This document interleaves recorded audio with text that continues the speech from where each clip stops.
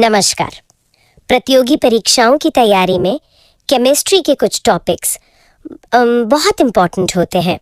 उनमें से एक है अम्ल, क्षार और लवण। हाँ बिल्कुल, एसिड्स, बेसिस एंड सॉल्ट्स। आज हम इन्हीं के कुछ बेसिक बातें और जो जरूरी फैक्ट्स हैं उन्हीं को समझने की कोशिश करेंगे। हाँ, और देखिए, इन्हें समझना इसलिए भी जरूरी है क्योंकि ये सिर्फ किताबों में नहीं है, हमारी रोजमर्रा की जिंदगी में और अनगिनत केमिकल रिएक्शंस में इनका रोल है। अच्छा, आज हम खास तौर पर ये देखेंगे कि इन्हें पहचानते कैसे हैं, मतलब अलग अलग इंडिकेटर्स की मदद से। ठीक है, तो शुरुआत अम्ल यानी एसिड से करें। इनका स्वाद खट्टा होता है, ये तो शायद काफी लोगों को पता भी होगा। हाँ, ये तो आम बात है। और इनकी संक्षारक प्रकृति भी होती है, मतलब कोरोसिव। बिल्कुल, कई अम्ल संक्षारक होते हैं, मतलब वो दूसरी चीजों को आप कह सकते हैं धीरे धीरे खराब कर सकते हैं, गला सकते हैं।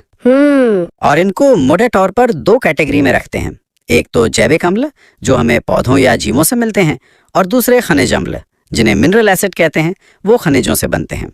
अच्छा, और क्षार यानी बेसिस, ये अम्ल से कैसे अलग है, मतलब स्वाद के अलावा? हाँ, स्वाद तो कड़वा होता है इनका, बिटर टेस्ट, और छूने में थोड़े साबुन जैसे, मतलब चिकने महसूस होते हैं। ये भी केमिकल रिएक्शंस में बहुत इंपॉर्टेंट हैं। लेकिन लैब में या कहीं और हर चीज को चखकर या छूकर तो नहीं देख सकते ना, वो सेफ नहीं है। नहीं, बिल्कुल नहीं। तो फिर इनकी पहचान कैसे होती है? सही सवाल। यहीं पर काम आते हैं सूचक यानी इंडिकेटर्स। इंडिकेटर्स? हाँ, सूचक ऐसे पदार्थ होते हैं जो एसिड या बेस के कांटेक्ट में आने पर अपना रंग बदल लेते हैं, कभी कभी गंध भी बदल लेते हैं। अच्छा। हाँ, तो इससे हमें बिना किसी खतरे के पता चल जाता है कि सामने वाली चीज एसिड है या बेस। लिटमस, हाँ ये नाम सुना हुआ है, स्कूल में यूज करते थे शायद, वो नीला और लाल वाला पेपर। हाँ, वही लिटमस पेपर। ये सबसे कॉमन इंडिकेटर है। ये काम कैसे करता है? ये एक नेचुरल इंडिकेटर है जो लाइकेन नाम के खास तरह के पौधे से मिलता है। थैलोफाइटा ग्रुप का है ये। ओके। और इसकी खासियत ये है कि अगर आप नीले लिटमस पेपर को किसी एसिड वाले सोल्यूशन में डालेंगे तो वो लाल हो जाएगा। नीला लाल एसिड में, ठीक है। और अगर लाल लिटमस पेपर को किसी बेस वाले मतलब क्षारीय सोल्यूशन में डालेंगे तो वो नीला हो जाएगा। लाल नीला बेस में, ओके, याद रहेगा।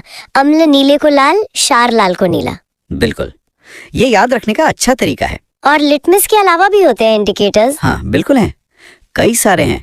जैसे अपनी हल्दी है घर में, टर्मरिक। हाँ, हल्दी तो है ही। अगर हल्दी पर कोई एसिड गिरे तो उसका रंग पीला ही रहता है। अच्छा। लेकिन अगर उस पर कोई बेस गिरे, जैसे साबुन का पानी मान लीजिए, तो वो लाल भूरा रेडिश ब्राउन हो जाता है। कभी कपड़ों पर लगे दाग पर साबुन लगाने से रंग बदलते देखा है? हाँ, वो लाल जैसा हो जाता है। अच्छा, तो वो बेस की वजह से होता है। सही। इसी तरह फिनोल्फथलीन है, ये लैब में यूज होता है।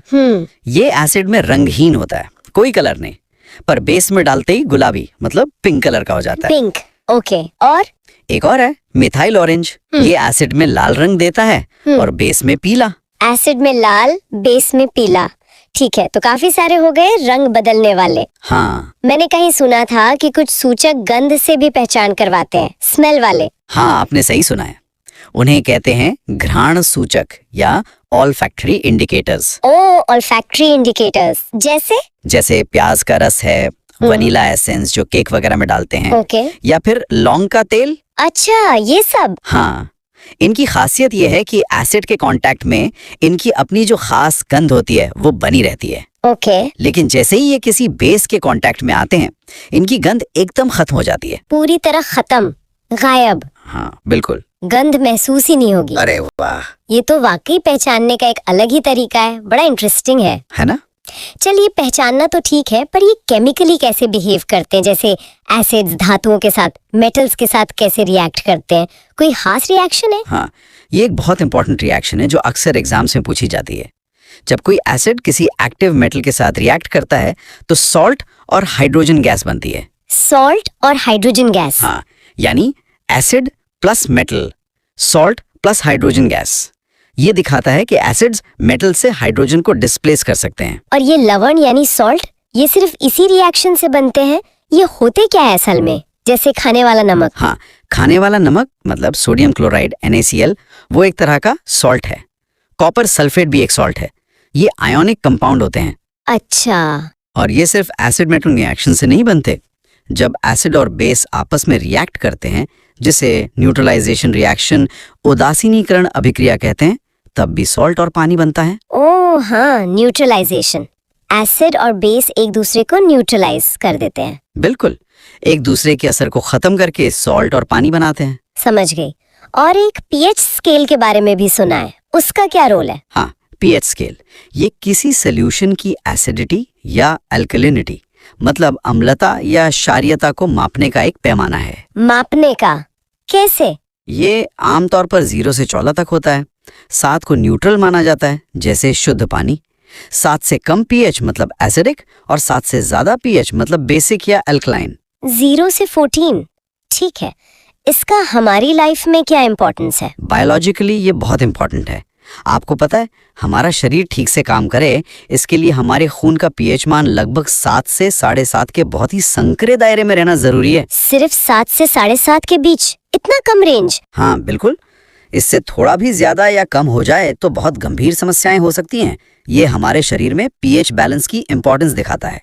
वाकई, तो मतलब ये पीएच काफी नाजुक बैलेंस है। जी हाँ। तो हमने देखा कि अम्ल खट्टे और संक्षारक, क्षार कड़वे होते हैं।